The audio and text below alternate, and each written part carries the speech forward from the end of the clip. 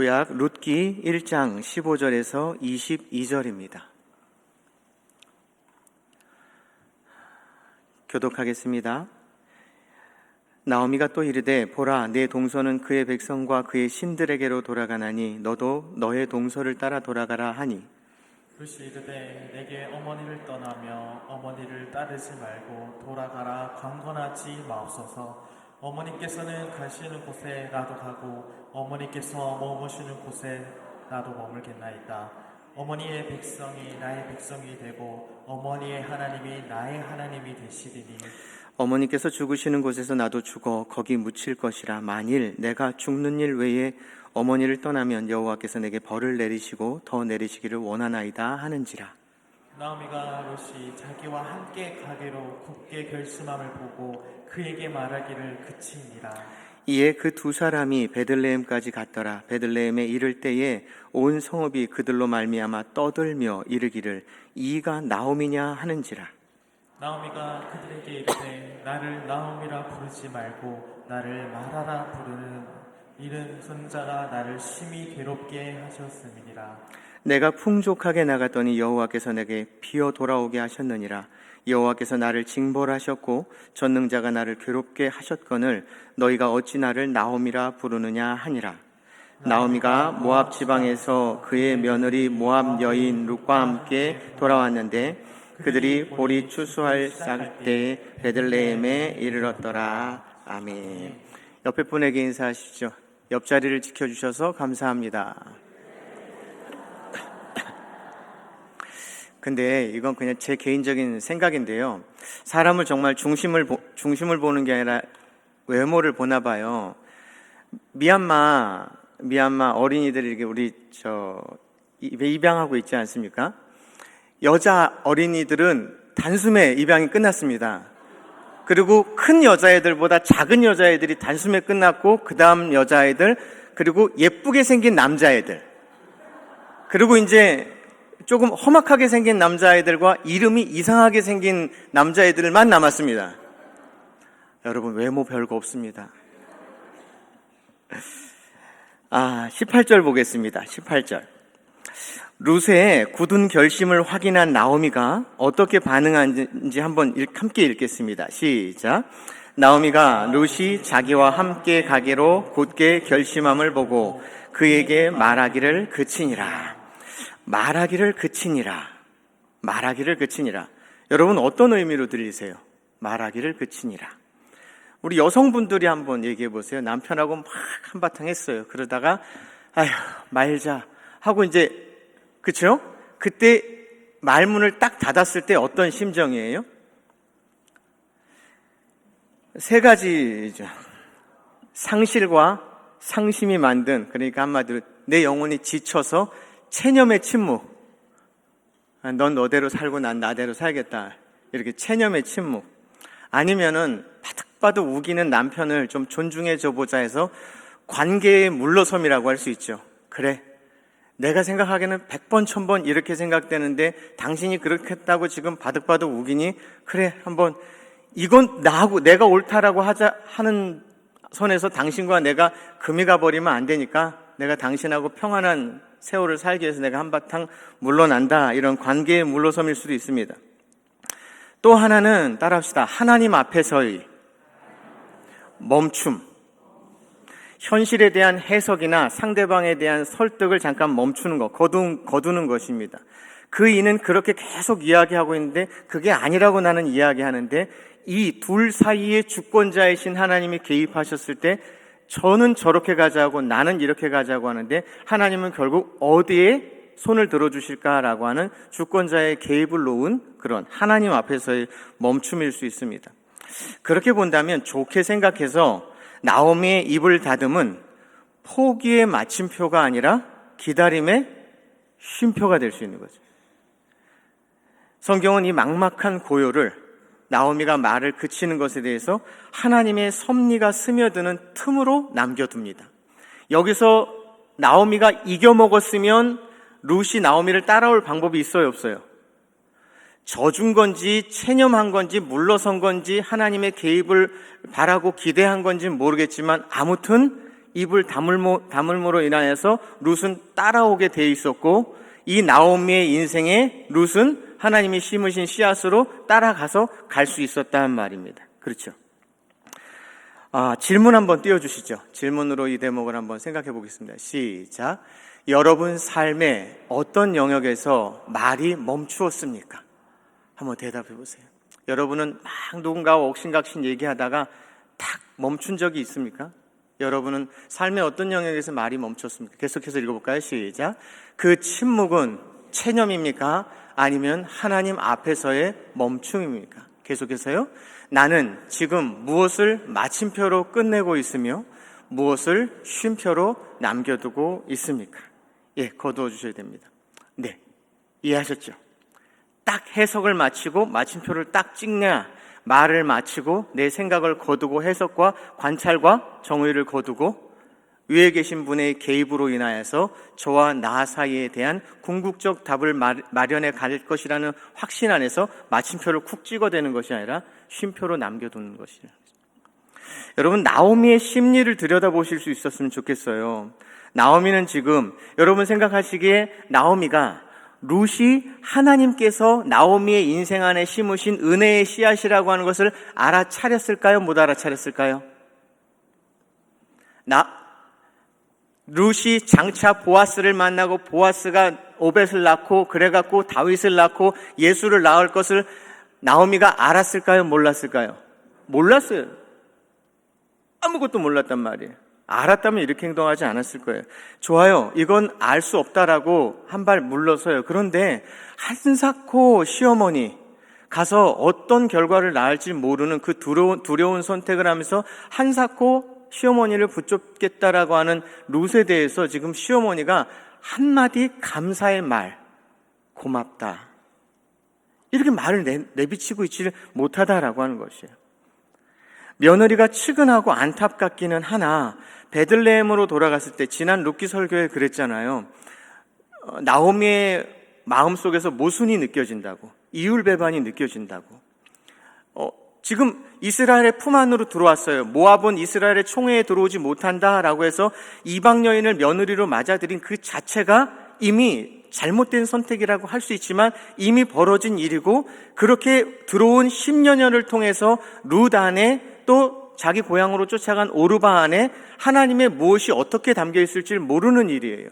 그런데 불교에 심취했던 한 여인이 기독교 집안으로 며느리로 들어왔는데 남편이 없어졌다고 네 친정 불교의 집안으로 돌아가라고 하는 것, 그러면서 기도를 했잖아요. 나오미가 하나님, 얘가 남편의 집에서 위로받기를 원합니다 라고 하니까 얘가 불교 집안에서 기독교 집안으로 우리 집안으로 왔는데 얘를 더 이상 건사해 줄 수 없으니까 얘를 제 친정으로 보내고 싶습니다. 얘가 친정에 가서 그의 신으로 다시 돌아가서 거기서 평안을 얻도록, 좋은 남편 만나서 평안을 얻도록 하나님 도와주십시오 라고 하는 것은 이율배반이지 않습니까? 하나님께서 그걸 해주셔야 된다라고 하는 거예요. 그래서 그때 왜 나오미가 이렇게 했을까라고 하는 것을 제가 시비를 건 것은 그랬습니다. 나오미가 혼자 돌아가서 남편도 잃고 두 아들을 잃었다라고 한다면 거기서 나오미를 보는 그 사람들이 불쌍하게, 불쌍한 모습으로 이렇게 위로의 대상으로 볼 수 있었지만, 떡하니 이방 여인들 둘이 며느리란다라고 하면은 이건 지금 말이 달라지는 것이죠. 그러니까 모르겠습니다만 나오미의 마음 안에 치근한 마음도 있지만, 내가 이 두 자부를 데리고 갔을 때 베들레헴에서 겪어야 될 일들을 가늠하기 어려웠기 때문에 이 양가 감정이 있었다라고 생각이 드는 것이죠. 그래서 베들레헴으로 돌아가 마주할 자기 처지를 떠올리면 이제 이기적이게 되는 것이죠. 험악했던 지난 세월을 더듬어 보면서 하나님의 주권을 인정하고 자존심이고 체면이고 모두 내려놓고 부르시는 것 같으니까 내가 베들레헴으로 돌아가겠다라고 하지만 마음 한켠에 아직 원망이 가셔요, 안 가셔요? 안 가시는 거죠. 우리도 종종 자기 아픔과 고통에 함몰되어서 하나님의 일하심을 알아차리지 못하거나 너무 쉽게 놓쳐버리곤 합니다. 믿음과 삶이라는 찬양이 있습니다. 그 찬양 가사 중간 허리쯤에 이런 가사가 있어요. 아픔 속에 주를 작게 여긴 나. 아픔 속에 주를 작게 여긴 나. 최근에 제가 되게 기대했던 일이 있었는데 그 기대했던 일이 탁 물거품으로 돌아갔어요. 왜 하나님은 나한테 하나님 노릇을 해주지 않으시고 아버지 노릇을 해주지 않으시고 왜 이렇게 뜸을 들이시나 라고 하면서 서운해졌어요. 그러면서 그 전능하신 하나님을 향하여서 내게는 내 원은 들어주실 수 없는 그런 작은 존재로 여겨지면서 뿔퉁뿔퉁 입이 나오더라고요. 아픔 속에 주를 작게 여긴나. 그런데 그 다음 가사가 뭐냐면 꾸짖지 않으시고 내 손 잡아주시네 라고 하는 것이죠. 기도문 한번 띄워주시겠어요? 다음 컷이요. 네. 그래서 우린 이런 기도를 드려야 될 것 같아요. 읽어봅시다. 시작. 주님, 제 아픔이 제 시야를 가리지 않게 하시고 멈춤의 틀에 스며드는 주님의 섭리를 주목하게 하소서. 예, 거두어주세요. 롯이 왜 나에게 한사코 내 인생 속으로 들어오는가에 대해서, 이가 보아스와 결혼을 하고 보아스와 결혼해서 누구를 낳고 누가 다윗의 조상이 되고 예수의 조상이 될지 우리는 알 길이 있다고요, 없다고요? 직통계시를 해서 하나님이 오늘 우리에게 들려주실 일이 있을까요, 없을까요? 없습니다. 이것 외에는 우리가 하나님의 음성을 들을 방법이 없습니다. 그럼에도 불구하고 우리의 인생 역사 속에는 하나님이 밀어넣으시는, 우리가 멈추고 하나님을 기다리려고 할 때 우리는 전혀 왜 여기, 왜 그것, 왜 그 사람, 그것 속에서 해석을 할 수 없는 그것 속에서 우리가 주목하지 못하기 때문에 견뎌야 되는데 라고 하는데 하나님한테 뿔퉁하고, 기다려야 되는데 하는데 하나님한테 쭉 입을 내밀게 되는데, 그런데 고작 나 아프다고 주님이 작아지시는 것 아니고 그렇다고 주님이 우리 손을 놓으신 것도 결코 아니다라고 하는 것이죠. 19절 띄워주시죠. 마침내 나오미와 롯이 베들레헴에 도착합니다. 함께 읽겠습니다. 시작. 이에 두 사람이 베들레헴까지 갔더라. 베들레헴에 이를 때에 온 성읍이 그들로 말미암아 떠들며 이르기를 이가 나오미냐 하는지라. 저기 온 성읍은 여성 명사입니다. 여성 복수 명사입니다. 그러니까 저 온 성읍이라고 하는 것은 내가 질량에 가니까 질량 사람들 모두가 나왔다는 말이 아니라 여성 복수 명사라고 한다면 질량에 누가 나왔다는 말이에요? 여자들이 다. 갑자기 두 여자가 베들레헴에 등장하니까 베들레헴에 살고 있었던 온 여자들이 막 쏟아져 나왔다라고 하는 그런 환유법적인 표현입니다. 나오미는 곁에 지금 룻을 뒀지 않습니까? 이 군중들이 나오미를 많이 쳐다볼까요? 룻을 많이 쳐다볼까요? 나오미의 머리는 시끄러울까요? 조용할까요? 그러고 나서는 이제 마음을 탁 내려놓고 그들의 시선 속에서 엄청난 수치와 압박을 느꼈을 것인데, 그럼에도 불구하고 그들을 향해서 자신의 상실, 남편은 대답하는 거예요. 아들들은, 근데 이 여인 하나는 뭐야? 그래서 이 일들에 대해서, 저들이 지금 충분히 궁금해하고 있는 일에 대해서 나 이렇게 비어 돌아온 내 인생의 처지, 이것을 신학적으로 해석하면서 토로하고 있습니다. 그 얘기가 20절, 21절입니다. 함께 읽겠습니다. 20절, 21절 시작. 나오미가 그들에게 이르되 나를 나오미라 부르지 말고 나를 마라라 부르라. 이는 전능자가 나를 심히 괴롭게 하셨음이니라. 내가 풍족하게 나갔더니 여호와께서 내게 비어 돌아오게 하셨느니라. 여호와께서 나를 징벌하셨고 전능자가 나를 괴롭게 하셨거늘 너희가 어찌 나를 나오미라 부르느냐 하니라. 아멘. 꽤 위험한 발언을 한 겁니다. 꽤 위험한 발언을 한. 예를 들어서 제가 고질병을 앓고 있습니다. 사실 성도 여러분, 제가 이 고질병을 앓고 있는 것은 제가 젊은 시절 제가 막 살았기 때문입니다.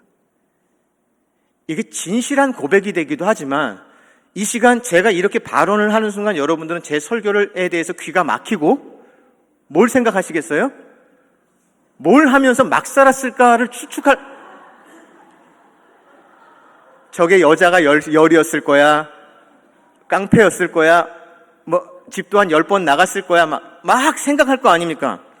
내가 이렇게 비어 돌아오게 된 것은 하나님께서 나에게 징벌을 하셨다. 그러면 원인을 추궁하고 싶을 거 아닙니까? 왜? 라고.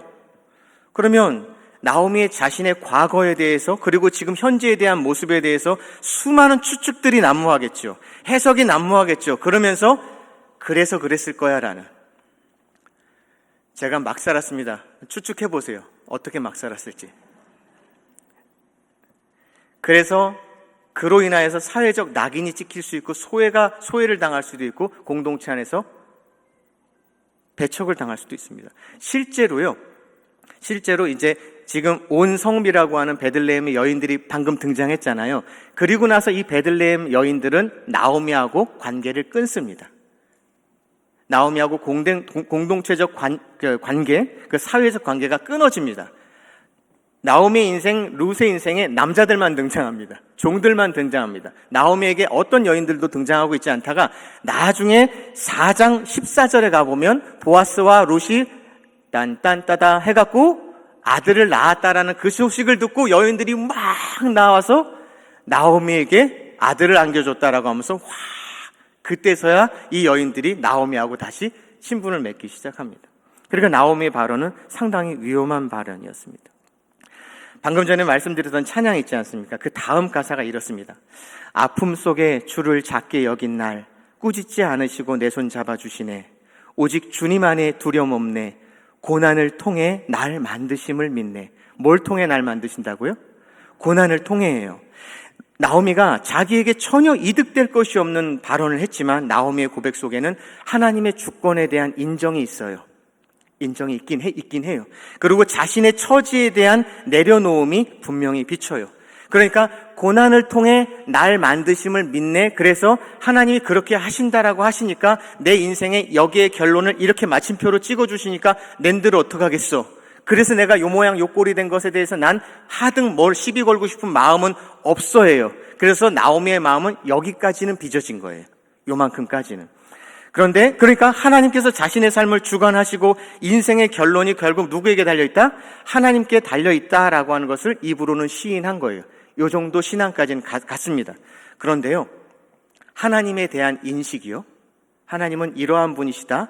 그리고 내 삶에 벌어져 있는 이 내 삶의 현실에 대한 자기 해석이 여기서 멈추면 돼요, 안 돼요? 돼요, 안 돼요? 안 된다라고 하는 게 오늘 설교의 골자입니다. 요것만 그냥 아멘 하실 수 있으면 하나님에 대한 나의 인식이 하나님이 이렇게 하셨다라고 하는데 이렇게 하고 싶다라고 하시는데 낸들 그런 하나님이신 걸 하고 마침표를 찍으면 된다, 안 된다? 안 된다. 내가 하나님의 일하심 속에서 지금 이 형국에 처박혔어. 그래서 이 형국에 처박힌 나에 대한 인생의 해석을 여기서 마침표를 찍으면 된다, 안 된다? 안 된다가 오늘 본문의 설교의 목적입니다.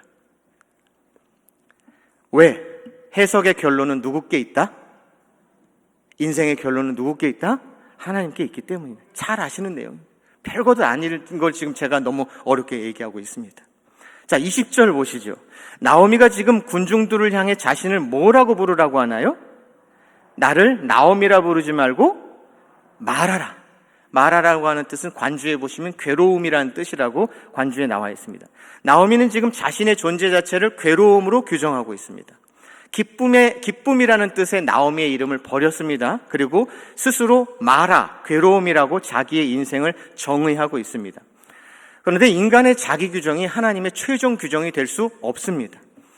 상처가 나를 설명할 수 있어요. 상처가 나를 설명할 수 있어요. 내 오른손이 잘 작동하질 않아. 내 오른쪽 눈이 잘 보이질 않아. 내 왼쪽 귀가 잘 들리질 않아. 그렇지만 하나님이 날 병신이라고 얘기하지도 않고 하나님을 나를 당신의 과로 밖에 내놓았다라고 우리는 정의할 수 있어요, 없어요? 없는 겁니다. 제가 귀가 안 들리는 사람일 수는 있고 한쪽 팔이 잘 안 움직일 수 있는 사람, 상처가 나에 대해서 설명은 할 수 있지만 나를 규정 지을 수는 있어요, 없어요? 없다가 오늘 본문의 이야기입니다. 우리 질문 한번 다시 띄워주시죠. 시작. 나는 지금 내 삶을 어떤 이름으로 부르고 있는가? 계속해서요. 주님, 상처가 제 이름이 되지 않게 하시고 오늘 제 삶에 이미 스며든 섭리의 시작을 알아보는 눈을 열어주셔서 왜 룻일까에 대해서 알 수 있다면 좋은 거죠.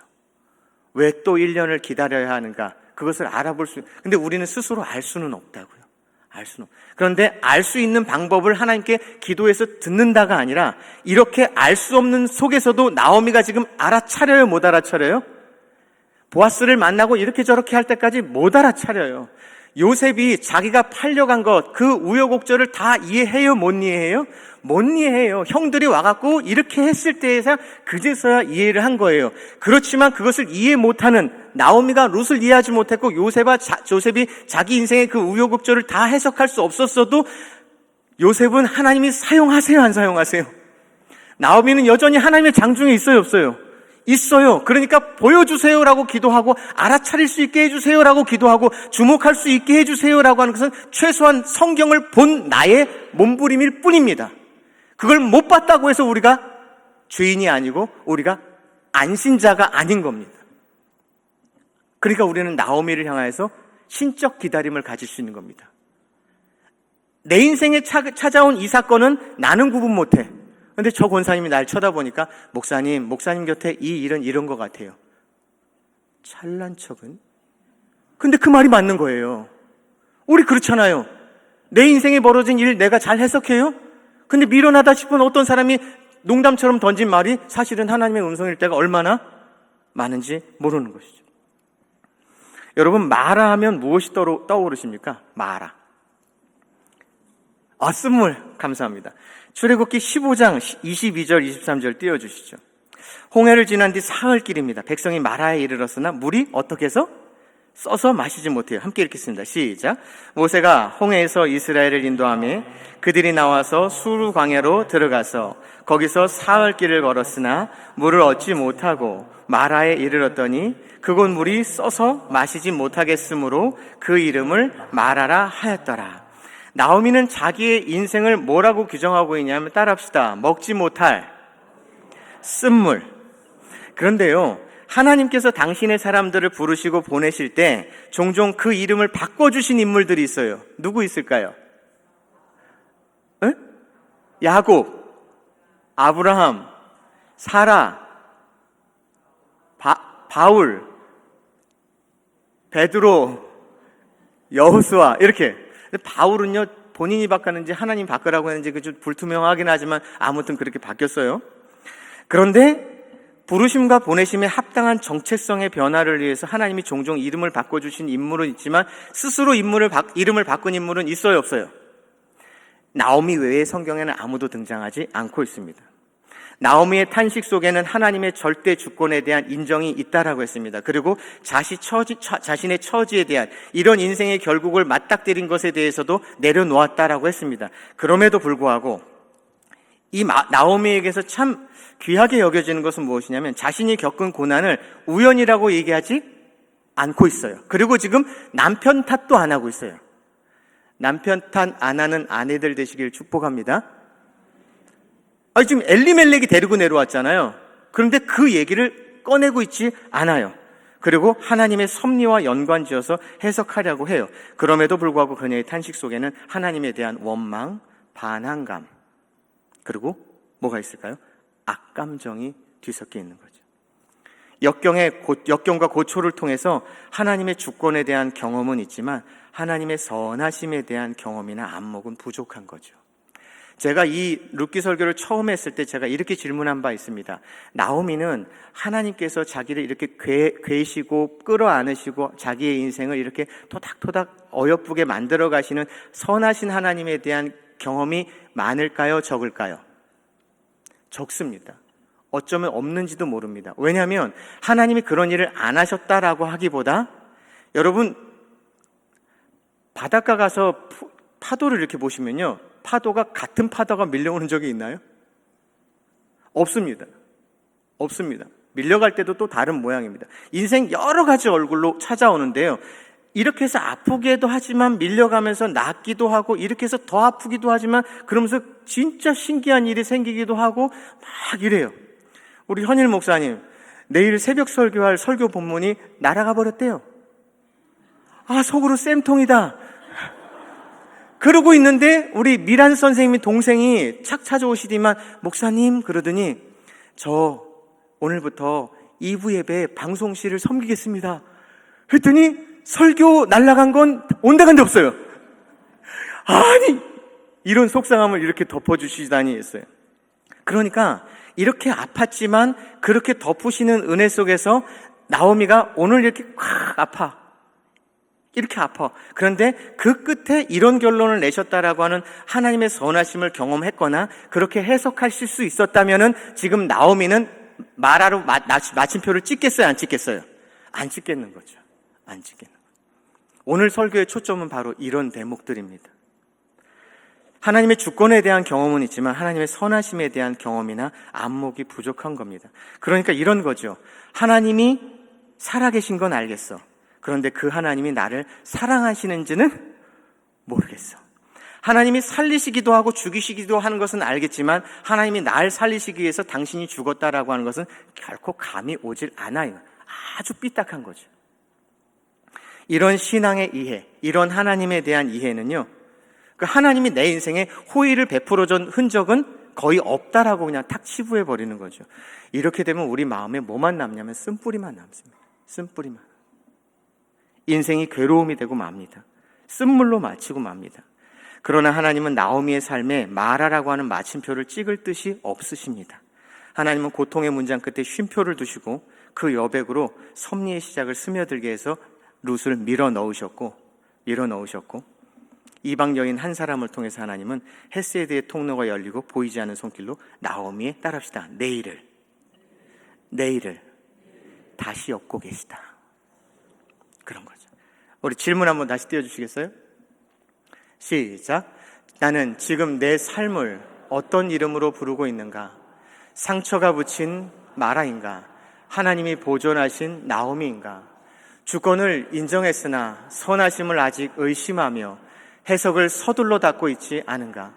오늘 상처가 설명은 되되 규정이 되지 않도록 하나님께 다시 이름 지으심을 맡기는 믿음의 여백을 어떻게 남길 것인가? 라고 하는 것이죠. 출애굽기에 기록된 마라에서의 사건을 조금 더 살펴보겠습니다. 출애굽기 15장 23절에서 25절입니다.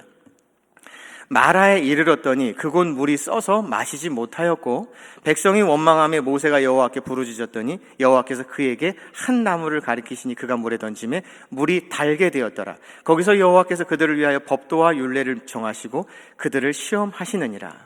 교부들과 개혁신학 전통에서 이 나무는 뭘 상징할까요? 이 나무는 뭘 상징할까요? 알고 계시, 십자가. 예수 그리스도의 십자가를 상징하고 있습니다. 마시지 못할 쓴물 같은 나오미의 인생에 나무가지 하나가 던져집니다.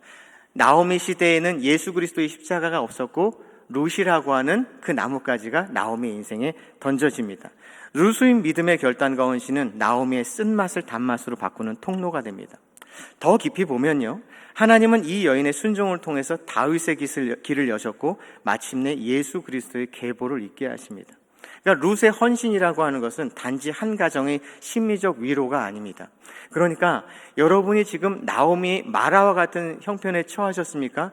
여러분은 마침표를 찍지 말고 쉼표로 그 순간을 계속 견뎌내셔야 됩니다. 그리고 하나님이 어떤 모양으로, 어떤 얼굴로 나에게 은혜의 씨앗을 심는지 우리는 발견할 길이 있다 없다.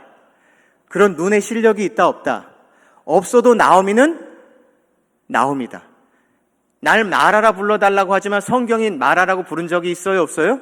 없어요. 넌 나의 기쁨이야. 마라의 물을 달게 하신 하나님이 십자가의 사랑으로 따라합시다. 나의 생도, 나의 인생도, 인생을 영생으로 다시 이름 짓고 계시다. 오늘 설교의 목적은 바로 이것입니다. 이렇게. 마지막으로 질문 한 번 더 띄워주시죠. 읽겠습니다. 시작. 내 삶의 마라에서 나는 무엇을 던지고 있는가? 불평의 말인가? 십자가인가? 하나님이 보내신 룻 같은 사람을 헤세드의 통로로 알아보고 환대하고 있는가입니다. 말씀을 맺겠습니다. 한번 눈을 감아주시고 들어보시겠어요? 오늘 본문은 우리를 체념의 마침표에서 멈춤의 쉼표로, 주권의 인식에서 선하심의 신뢰로, 마라의 자기 규정에서 하나님이 보존하신 이름으로 이끕니다. 쓴물의 자리에서도요, 십자가와 하나님이 붙여주신 은혜의 통로를 통해 이미 섭리의 시작이 스며듭니다. 룻이 자기 곁에 있었거든요. 여러분, 말을 거두고 하나님 앞에서의 멈춤을 선택하십시오. 내 삶을 마라로 단정하지 않고 이름 짓기를 하나님께 맡기겠습니다. 쓴물의 자리에서 원망을 부르짖음으로 바꾸어서 십자가 앞에 내려놓겠습니다. 내 곁에 룻을 은혜의 통로로 환대하고 누군가의 룻이 되겠습니까? 아멘이십니까? 우리 함께 찬양하고 설교를 마치겠습니다.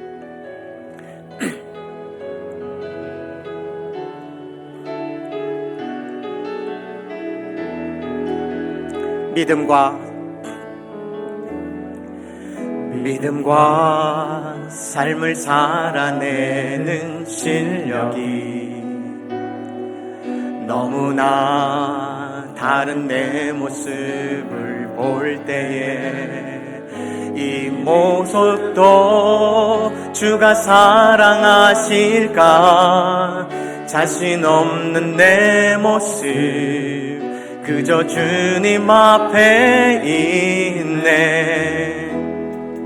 나 같은 자도 사랑하여 주시고 한 번도 나를 떠나지 않으셨네. 아픔 속에 주를 작게 여긴 나 꾸짖지 않으시고 내 손 잡아주시네.